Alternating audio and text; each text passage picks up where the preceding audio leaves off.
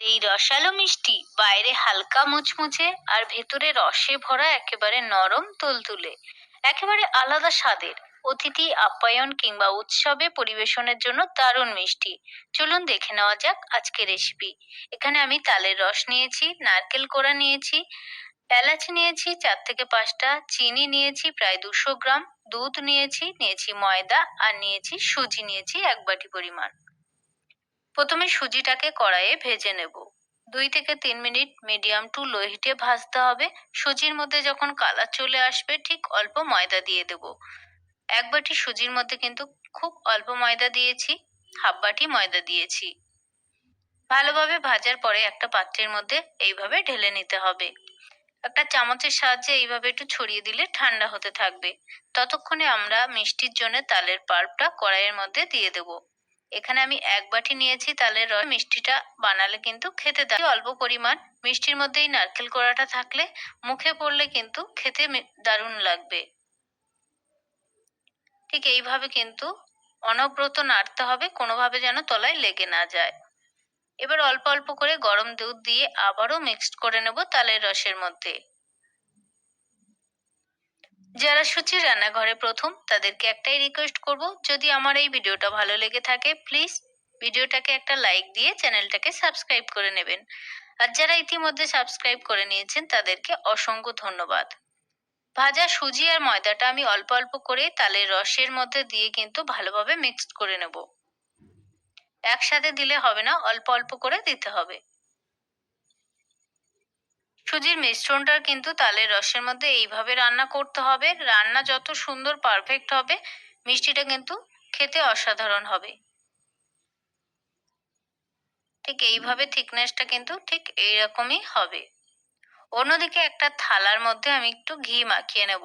আপনাদের কাছে যদি সাদা তেল থাকে হালকা এইরকম ভাবে কিন্তু ব্রাশ দিয়ে মাখিয়ে নিতে পারেন। এবার আমি গরম অবস্থায় একটা থালার মধ্যে এইভাবে ছড়িয়ে দেব। ঝটপট করে গরম অবস্থায় ছড়াতে হবে, না হলে কিন্তু শক্ত হয়ে যাবে। দেখুন আমি কিন্তু ঠিক এইভাবে ঝটপট করে ছড়িয়ে দিয়েছি। দিয়ে সাইডগুলো একটু ঠিকঠাক করে দেব। সাইডগুলো একটু কিন্তু সমান করতে হবে, মিষ্টিটা কাটতে কিন্তু সুবিধা হবে। আর এই গরম গরম ভাজা মিষ্টিগুলো কিন্তু খেতে অসাধারণ হবে।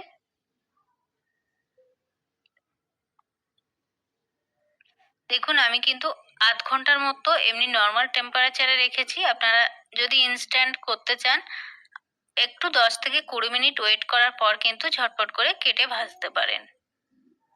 খুব সাবধানে কাটতে হবে, কোনো রকম যেন ভেঙে না যায়। দেখুন আমি কিন্তু খুব সাবধানে এগুলো কাটার চেষ্টা করেছি। আপনাদের পছন্দ অনুযায়ী কিন্তু ডিজাইনগুলো মিষ্টির করতে পারেন। আমি আমার পছন্দ মতো ডিজাইনগুলো করেছি। ঠিক দেখুন কতটা সুন্দর হয়েছে। এটা একটু মোটা সাইজের হবে, খুব একটা পাতলা হবে না।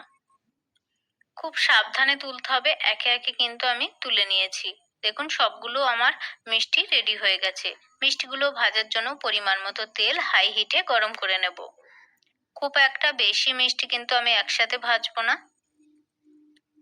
ঠিক অল্প অল্প করে ভাজতে হবে। কিছুক্ষণ 2 থেকে 3 মিনিট ওয়েট করার পর মিডিয়াম টু লো হিটে ভাজতে হবে। প্রথমে কিন্তু হাই হিটে ভাজতে হবে। এবার গ্যাসের ফ্লেম কিন্তু মিডিয়ামে রেখে উলট পালট করে ভাজতে হবে।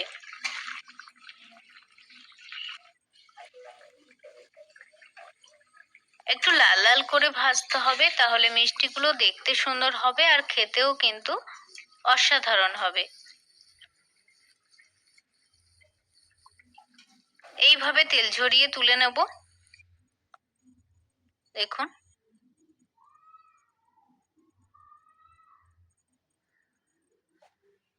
ঠিক একই রকম ভাবে কিন্তু আমি বাকি যে মিষ্টিগুলো সেগুলোও ভেজে নেব। এইভাবে গরম অবস্থায় কিন্তু ঝটপট করে আমি চিনির শিরার মধ্যে দিয়ে দেব। দেখুন বাকিগুলো কিন্তু আমি একই রকম ভাবে ভেজে নেব।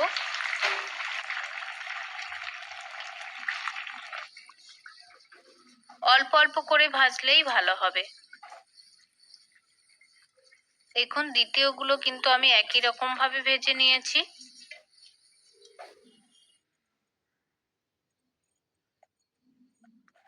যারা বাড়িতে এখনো বানাননি তারা কিন্তু একবার হলেও কিন্তু এই মিষ্টিগুলো বাড়িতে বানিয়ে দেখতে পারেন। আশা করি আপনাদের ভালো লাগবে। এবার গরম গরম ভাজা মিষ্টিগুলো গরম শিরায় ডুবিয়ে রাখুন। অন্তত 2 থেকে 3 ঘন্টা ভিজে থাকতে দিন। তাহলে মিষ্টি রসে ভরে কিন্তু নরম হয়ে যাবে আর খেতে কিন্তু অসাধারণ হবে। দেখুন আমি কিন্তু সব মিষ্টিগুলো এইভাবে চিনির রসের মধ্যে রেখে দেবো 2 থেকে 3 ঘন্টার জন্য।